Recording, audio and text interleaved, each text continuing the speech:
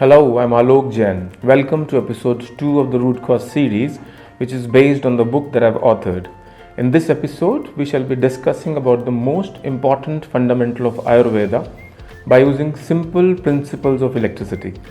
Ayurveda postulated that there are three forces called as dosh in Sanskrit or Hindi language on which the living body operates. These are Vata, Pitta and Kapha, and I'll be calling them as Vata, Pitta and Kapha in English.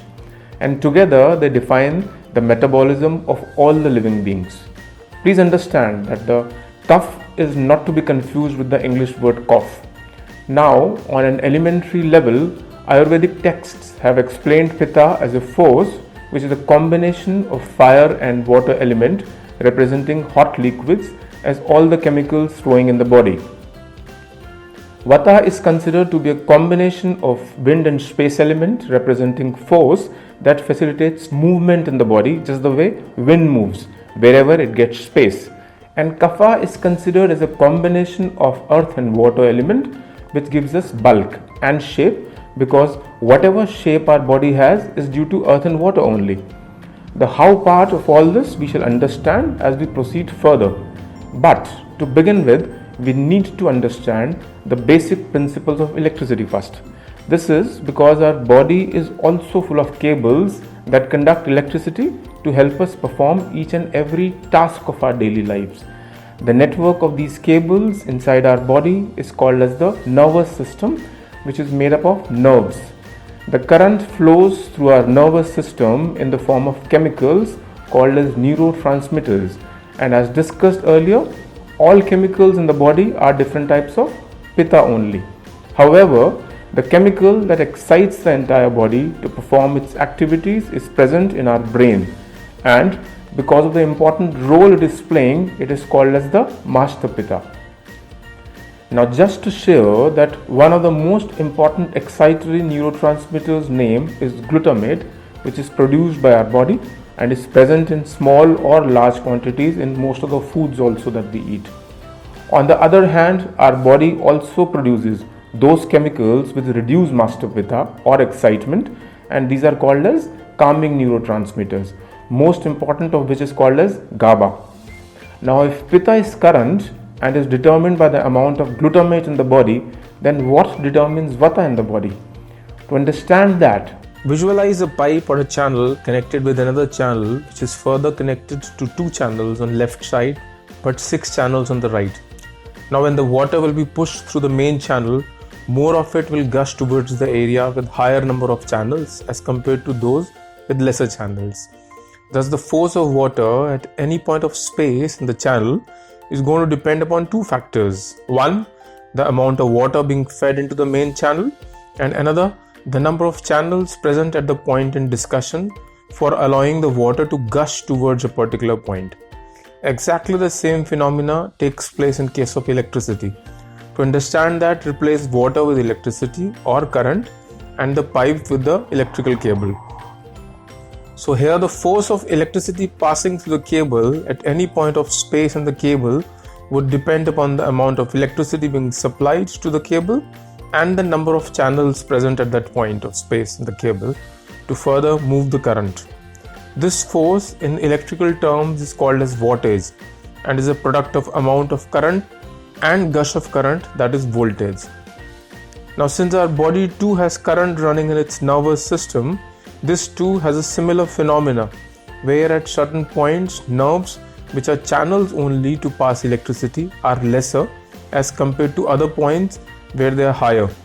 More the channels, more and faster shall be the current passing through them with a higher force.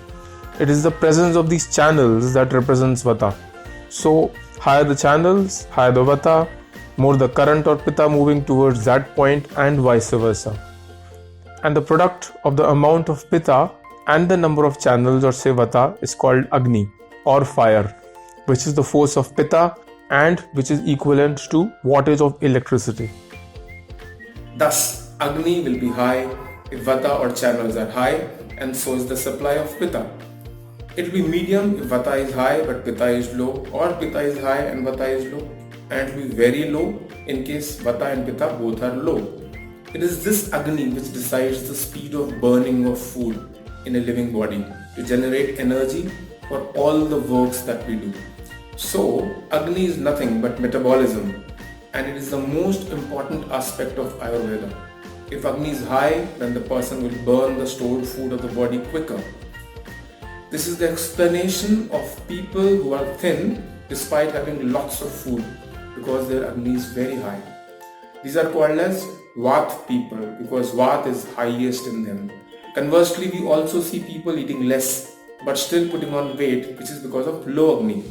These are called as Kapha people because they tend to put on Kapha because of low Vata.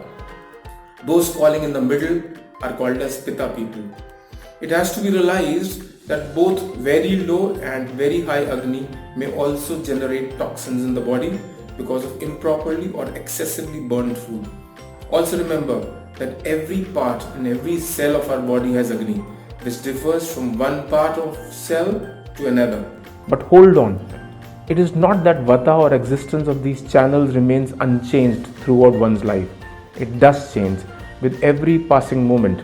Every act of our body, whether it is eating, exercising, sleeping, thinking or talking, etc., keeps changing it. To understand that how, we need to know that these electrical cables in the body are running very close and parallel to each other as bundles of nerves. Also, the way electric cables are covered by plastic insulation to ensure that the current does not cross from one wire to another, which would lead to short circuit. These nerves are also covered by insulation called as myelin sheath, which is made up of fats and proteins received by the nerve through the blood. So depicted here is a two-dimensional representation of these bundles of nerves. Now visualize that Pitta is passing through a nerve, but this Pitta is so high or the insulation is so weak that Pitta burns the insulation and moves into other nerves traveling in parallel. Thus, this will create more pathways for Pitta to move into other channels, thereby increasing the Vata, because more channels means more Vata. So it is not only the amount of Pitta but also the thickness of the insulation of the nerve that decides the formation of new channels or say Vata through which Pitta moves. But what determines the thickness or the strength of the insulation of the nerve? It is the amount of blood reaching there and the quality of food being eaten, because it is blood only that carries all nutrients including fats and proteins that make up the insulation of the nerve.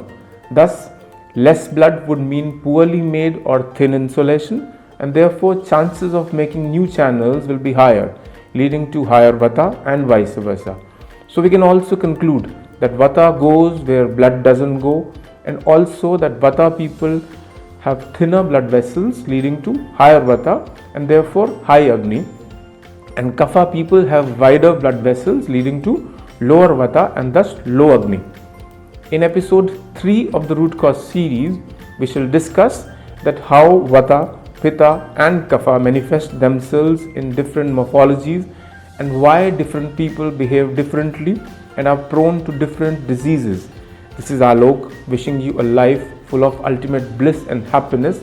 Do like and share this video and subscribe to this channel for a happier and a healthier world.